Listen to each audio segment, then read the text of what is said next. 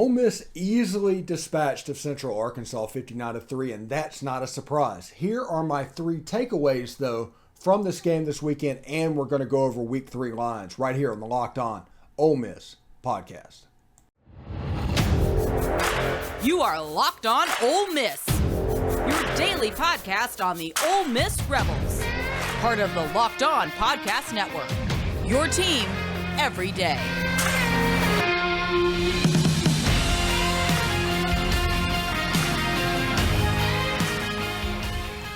All right, welcome to the Locked On Ole Miss Podcast. I am your host, Stephen Willis. Thank you very much for joining us on this magical mystery tour we call Ole Miss Fandom. And thank you again for making the Locked On Ole Miss Podcast your first listen every day. We are free and available wherever you get your podcast, including YouTube. So subscribe to the YouTube channel, upvote the video itself, and of course hit the bell for notifications. I do want to let you know that today's show is brought to you by Underdog. Sign up on UnderdogFantasy.com with promo code LOCKEDON, 2 words, and get your first deposit doubled up to $100. That is pretty cool. So the gist of this episode is this quarterback thing needs to be put to bed. This is our first takeaway from this weekend. This quarterback thing is over. It is unfortunate maybe the way that everything went down, but this quarterback situation is done. Hand Jaxson Dart the ball. Give him the reps in practice, give him the reps in games, and let's go win some football games. That is something that, in my opinion, needed to be done 2 weeks ago. But now that we've gone through this charade, we need to be there now. With the first road game at Georgia Tech on the horizon, we need to be at our best as the competition steps up. A Power 5 team, no matter which Power 5 team, is going to be a step up from a G5 or a FCS team. So we need to start getting our act together. We've got 2 weeks before Kentucky is in town, and that has a chance to be a 7th ranked versus 13th ranked game. Now, Alabama and Arkansas is that same weekend, and that one could be 2 and 6. So that's probably where game day is going to go. But somebody like SEC Nation, they could be in Oxford that day. But the main takeaway that I'm taking from this game is that Jaxson Dart is the guy. Luke Altmyer had a great first quarter, and he did everything he could possibly do. In the second quarter, it was a little bit of a disaster. He injured himself a little bit. He didn't look exactly right. It affected him. I think he went 0 for 6 with an interception in the second quarter. Rightly or wrongly, fairly or not, that is likely going to be the determining factor in this quarterback race. Because he's going to have to recover. He's going to have to miss time. Jaxson Dart is going to get those primary reps, and it's likely going to be his job moving forward. Now, what do we get from Jaxson Dart? Good player, former Gatorade National Player of the Year, super strong arm, very athletic. He looks the part. He flashes all over the place. He made a throw with like 9 minutes and 11 seconds left to go in the third quarter. If you want to see the game, if you watch the replay that's on our YouTube page, you can click on that at 9 minutes and 11 seconds in the third quarter. He makes a pass that is better than any I've seen made this year, maybe by anybody. So he's got the goods, all kinds of flashing, unbelievable ceilings. They were talking about it all broadcast. By the end of the broadcast, they were just gushing over him.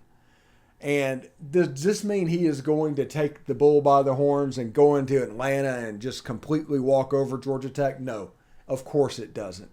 But I think it gives us our best chance to do that. Because if you look at the other games in the SEC over this past weekend, Alabama struggled mightily with Texas. It's a game that if Quinn Ewers doesn't get hurt, Alabama probably loses that game. Texas A&M loses to Appalachian State. All of a sudden, the West looks oh so open. There's so many things that could happen.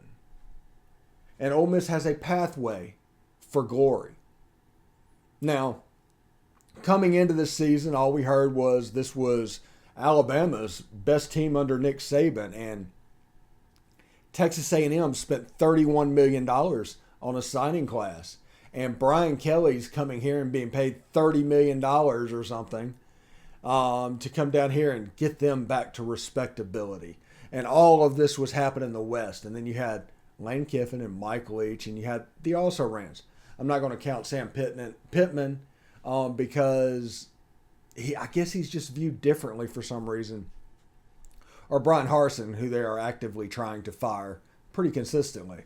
So I'm not counting those. But for Kiffin and Leach, you have a chance. And for Ole Miss or State to compete, the quarterback position has to be maximized. You have to roll the dice with the higher ceiling kid. You can't play it necessarily safe because the options are there. Now, like I said, Luke Altmyer played a good first quarter. 2 1-yard touchdowns and ran in a touchdown that he hurt himself on. Now, overall, if you actually watch the passes and everything, and this isn't an indictment on him, but early on the deep ball was not so sharp. We just had playmakers that just made plays. Jonathan Mingo went absolutely beast mode in that game. He did it for Jaxson Dart. He did it for Luke Altmyer. Both of them were the recipient of his talent. Best pass for Luke Altmyer was probably an RPO pass to Malik Heath over the middle. That was a nice play, probably his best pass of the night. And Jaxson Dart, like I said, was that 9-minute and 11-second out route that he just threw a seed over the sideline. They caught that, and yeah, it was something else. But this charade of a quarterback competition needs to be over. This needs to stop. Now, we might find out today at 1 o'clock when they do the press conference. It gets named. It can come out at any time that the quarterback has been named. But my takeaway from Saturday is that it needs to stop. This needs to be over because there's so much more that Ole Miss needs to handle that they can't do until the quarterback situation is done. And that involves culture, that involves leadership, that involves 18 different things that they can't touch while they're doing this quarterback dance. It's the reason it's not ideal. They mentioned all of this. I'm not saying this. They've said this.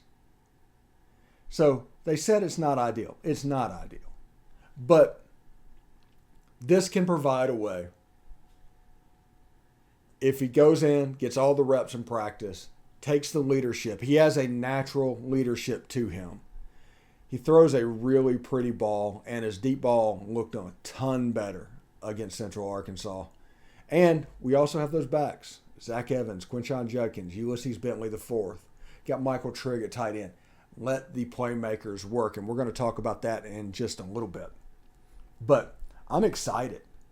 I watched that game against Central Arkansas, and I understand it's Central Arkansas. It's not even a good FCS team. I understand that.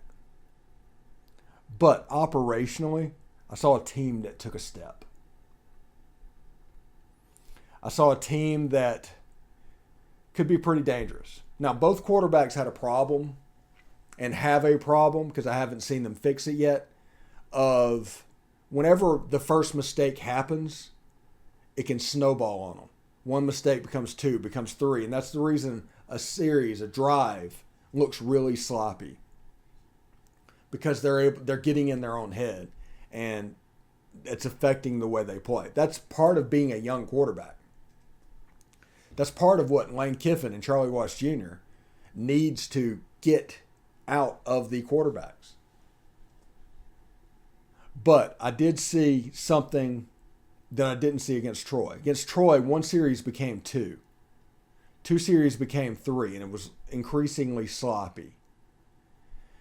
Against UCA, I saw one series that was not good. And there's a situation, Jaxson Dart has a problem where his lower half of his body and his upper half are out of sync. It causes his passes to be inaccurate from time to time.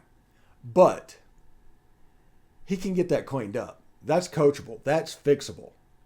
It's just a quarterback that is used to, and one of his selling points is off-platform throws. Well, if you do that, sometimes you can get in a little bit of trouble. Your fundamentals could leak out and you end up making a poor pass from time to time. And Jaxson Dart did that in a series against Central Arkansas, but he bounced back, which he didn't do against Troy. The only thing that Jaxson Dart needs is reps, period. I have no doubt about it. Now, is he going to be the greatest quarterback in Ole Miss history? I don't know. Nobody knows that. Is he going to be a good quarterback? Potentially, yes. He's got the flashes, and you see the flashes of him doing it all the time. And me talking positively about Jaxson Dart from time to time, somehow people take that as me giving an indictment to Luke Altmyer, and that's not the case. It's not the case at all. You can talk positive about one and it not have anything to do with the other. The only thing that they have in common is they want the same job. That is it. Both of them do things relatively well. I predict, and I have predicted for weeks now, I believe, that Jaxson Dart was going to be the ultimate winner of this job. And it's not that I'm rooting for Jaxson Dart. It's just that Jaxson Dart isn't done anything that makes me think that he won't get better. It won't get done. He's some sort of a danger to the position for him going in there. And the benefits way outweigh the risk. Completely. And I saw this against Central Arkansas. I saw it against Troy. First scrimmage he went out.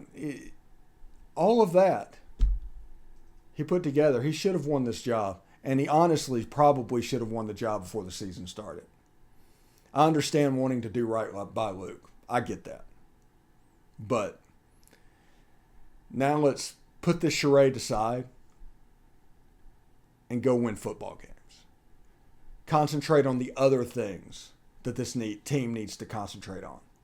If we do that and win some games, there is a path for us to win the West. Whenever we come back, I am going to tell you the other things that I took away from this weekend. But, of course, I had to start with the quarterbacks, right?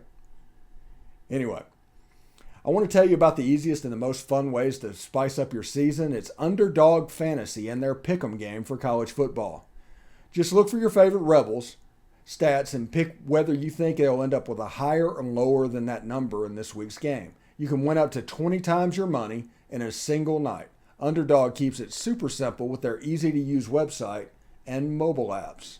Pick between 2 and 5 players for your pick'em slip, get all your picks right, and you'll take home some cold, hard cash. It's simple to get started. Just head to UnderdogFantasy.com or download the app. Sign up with promo code LOCKEDON, that's 2 words, and Underdog will double your first deposit up to $100. Deposit $100, get $100 free. That's Underdog Fantasy, promo code LOCKEDON. All right, thanks for making the Locked On Ole Miss podcast your first listen every day. We are free and available wherever you get your podcast, including iTunes and Spotify. You don't have to leave. You don't have to say anything. Just leave a 5-star review. You can type out whatever. You can talk about Steve is unbelievably biased, or he's a narcissist, or all of this stuff. You can say all of that. Just put it on there with a 5-star review. That'll help others find the show. It may not be your cup of tea, but it could be somebody's, and we'd appreciate it. Appreciate you for that. All right. The second takeaway that I took from Saturday is our playmakers showed up, and specifically Jonathan Mingo. And he made 2 fairly unbelievable catches. He did a DK Metcalf-esque catch, Tyrone Prothrow of it behind the defender on an underthrown pass. And he made this running one-handed grab that almost the laws of physics say he shouldn't be able to do. Unbelievable play. And to see Jonathan Mingo doing that, it kind of warms my heart a little bit. Because he's a good player. He's always been a good player. Last year was kind of taken from him due to injury. But he's healthy. He's making plays. And I think he's got a touchdown this season on a rush, even though it was technically a backwards pass. But it counts as a rush. And those long passes where he had 3 catches for 103 yards this past weekend. He has a chance to be a dude and a chance to make all kinds of plays. And he added a specialty to our punt return game. Actually return the ball. We had trouble returning punts since what? 2010, 2009? Since Dexter was lining up back there. It's just an unbelievable string of futility in the punt return game. Well, Jonathan Mingo went back there, returned the ball a couple of times, showed he was a player. And we'll see exactly where he goes from here. But he had a really good game against Central Arkansas. We'll see if he can duplicate it against Georgia Tech. Michael Trigg had 3 touchdowns. I think he has potentially maybe 4 on the season or something like that. Or maybe they stopped him just short of the end zone against Troy. But only 4 catches, 30 yards or something like that. 5 catches, 30 yards, 3 touchdowns. But it shows a rapport with the tight end, and he becomes a red zone weapon. Absolutely a playmaker, just a big guy. He's not necessarily a plus tight end or a plus wide receiver like Evan Ingram was. He's a true tight end, and it'll be interesting to see him develop over time. Malik Heath made plays in the pass game again, caught another touchdown pass. They're coming. They have some depth on the outside with Malik Heath and Jonathan Mingo. And in the slot, you had Jalen Robinson, who had a bounce-back game of sorts. And you can see his quickness on display. He looks like he could be a good player. He just needs to kind of get in the groove of things. I understand that we need everybody now to be in the groove, but Jalen Robinson is a relatively new player. Jalen Watkins caught a pass. Dalen Wade caught a deep ball. Say what you will about Dalen Wade. The kid's making plays. And that's not even counting the running backs. Zach Evans had 53 yards rushing and a touchdown. Quinshon Judkins, 103 yards, 104 yards. And Ulysses Bentley had 50 yards as well. Rebs accounted for 240 yards on the ground, had 280 through the air. And the secret to that offense is letting the playmakers work. If you remember back to when Kiffin was talking in camp, he talked about overthrowing deep balls, not giving your playmakers a chance, them being essentially long foul balls instead of home runs. And what you saw is a team getting a little bit better with the deep ball. You're seeing the reps start to take over. You're seeing some cohesiveness start to take over.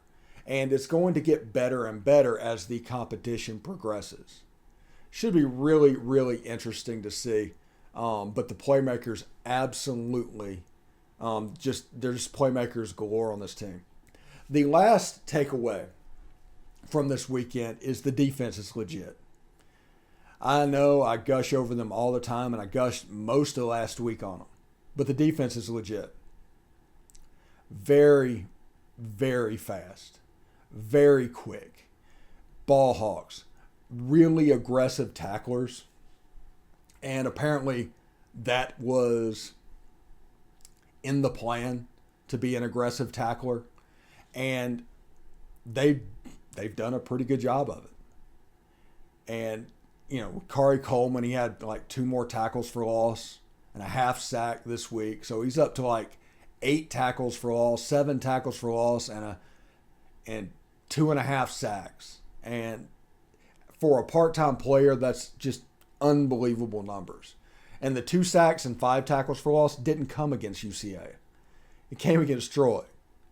So it's interesting, all of this stuff, all these questions that we're finally starting to get answers to, and we will continue to get answers up to them, is going to be very, very impressive because, honestly, what it means.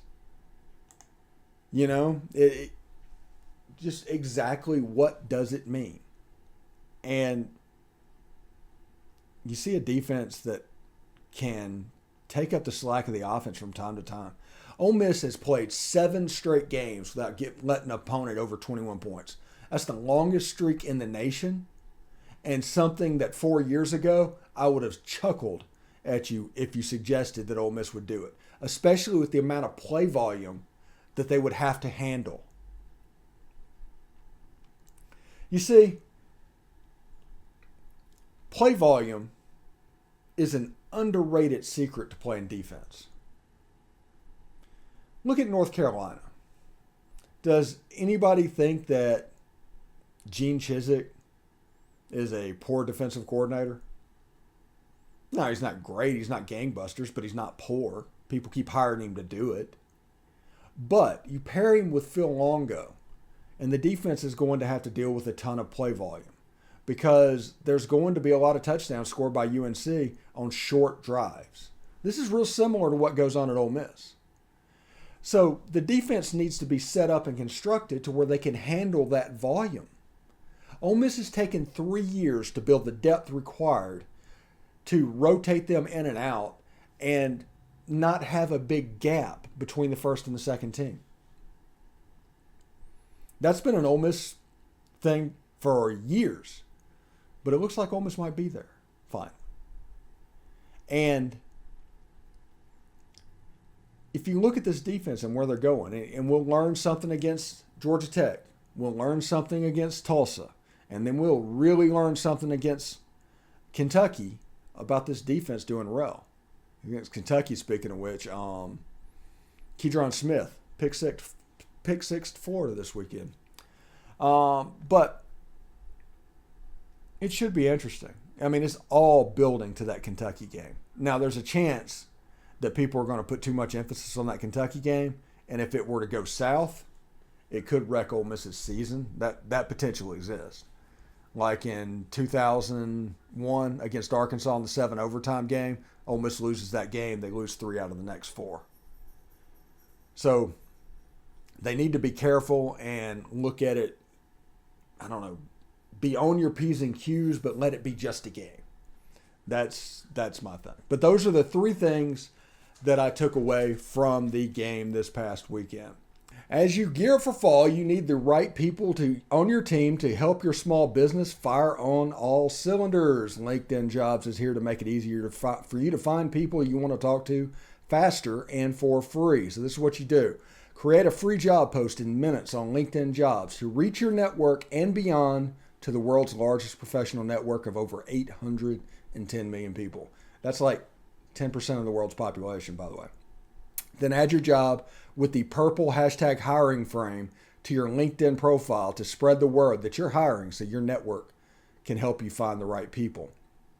They have simple tools like screening questions that make it easy to focus on candidates with just the right skills and experience so you can quickly prioritize who you'd like to interview and hire. It's why small businesses rate LinkedIn Jobs number 1 in delivering quality hires versus leading competitors. LinkedIn Jobs helps you find the candidates you want to talk to faster. Did you know that every week nearly 40 million job seekers visit LinkedIn? Post your job for free at linkedin.com/lockedoncollege. That's linkedin.com/lockedoncollege and post your job for free. Terms and conditions apply. All right, thanks for making the Locked On Ole Miss podcast your first listen every day. We are free and available wherever you get your podcast, including YouTube. Subscribe to the YouTube page if you don't mind. Hit the bell for notifications of videos that go up, which happens quite frequently, and of course, upvote the video itself. So it should be a lot of fun there. Anyway, let's get to lines. The lines came out this week, and I am kind of impressed because I tried to guess these lines a couple of times, and there's a couple of them that I hit eerily close to. But we'll start off in Columbia, South Carolina with the Georgia Bulldogs going to South Carolina. Georgia's a 24-point favorite over the Gamecocks. In this game, I always picture Steve Spurrier talking about how much he liked to play Georgia early because they always had 1 or 2 players suspended. Spurrier was absolutely hilarious. This is a game that, honestly, I think that number might be too low. This game's got like 41-10 written all over it, something like that. So we'll see what it looks like. Youngstown State is at Kentucky in a no-line game. Kentucky's probably going to handle that fairly easily. Abilene Christian at Missouri, another no-line game. They're probably going to handle that as well. Ole Miss favored by 14.5 points over Georgia Tech on the road. In Atlanta, 2-touchdown favorite. That is respect for the Rebs, and it's pretty close to about what I would pick. Ole Miss is giving up about 6.5 points a game right now, and they're scoring in the neighborhood of about 40. So I mean, it's a pretty interesting spread at the moment, but I kind of like that Ole Miss line. Penn State favored by 3 points over Auburn. So I don't see Penn State winning this game by just a field goal. Auburn has been anemic all the way through their preseason. And what's going on with them, I think that 3 is too low, honestly. Vanderbilt is actually getting points on the road at Northern Illinois. It's 1.5 point game spread, favored by Northern Illinois. That's a game I like the Doors. I thought the Doors would be favored by about 3 points. This is a game that I think, unless they fall apart and completely Vandy this, they have a chance to make some plays and do some things against a decent G5 program at Northern Illinois. ULM beat Nick Saban in his first year at Alabama. Alabama played like absolute garbage at Texas. I mean, absolute. It was putrid. It was terrible. Alabama's favored by 50 points over ULM. And you know what? I'm not sure they're not going to hit it. This is a number that makes me go, because if ULM recovers a fumble and kicks a field goal, or gets a short field or something and scores a touchdown, all of a sudden Bama's got to score 60 just to cover. So it's an interesting line, but I honestly, I'm thinking of Bama at this point. It's absolutely crazy. Mississippi State is favored by 2.5 points at LSU, at Tiger Stadium. Should be interesting. If you remember correctly, the last time Mississippi State and Mike Leach went down there, KJ Costello threw for about 670 yards in that football game. It should be an interesting game. You kind of learn something about both these teams moving forward. Missouri State at Arkansas. It's a no-line game. I expect Arkansas to get right as they build towards that game on October 1st against Alabama. Akron and Joe Moorhead is at Tennessee. Tennessee is favored by 47 points. That's right, 47 points. These lines are just astronomical. I mean, Akron's probably really bad, but 47 points, absolutely nuts. And South Florida is at Florida. Florida is favored by 24 points. This is a game that I expect the Gators to cover relatively easily unless they just completely let Kentucky beat them twice and turn the ball over and play extremely sloppy. I don't think a Billy Napier team is going to do that. I think take the Gators in that game. And the last game is interesting. Texas A&M is favored by 5.5 points over Miami of Florida. Why is that interesting? Well, Appalachian State just beat Texas A&M. And if they can pull it out and do that. Now, Appalachian State got last-second field goal beat by Miami last year. So these two teams have struggled with App State. But if Miami is going to be back, they can't be back without winning this game.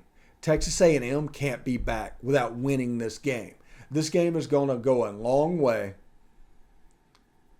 to telling us about the other team. If that makes any sense at all. It's going to go a long way to tell us about the other team. So that is the Week 3 lines. Thank you very much for that. And also, I want to remind you to get more on the SEC by making Locked On SEC your second listen. Every day, host Chris Gordy and his local experts of Locked On take you around the SEC in 30 minutes or less. Make Locked On SEC your second listen. Locked On SEC. You heard my takeaways. Lots of stuff to do. It's going to be a fun week. Hopefully, we get some resolutions here fairly quickly. Bryce Kuhn is going to come by tomorrow, and he's going to talk about the preview of the Georgia Tech game. He's basically the Georgia Tech 24/7 writer, I think. Over there, he's going to talk about them. We find out what's going on with the Yellow Jackets. And also, in honor of this week, tune in on my history section on the YouTube page. I do have a video about why Georgia Tech is not in the SEC now. Not why they left. We all know that story. My story is about why they didn't get back in the 70s. So that video is down below as well. So anyway, hope everybody has a good day. I will see you a little bit later on today whenever the press conference hits. Talk to you later.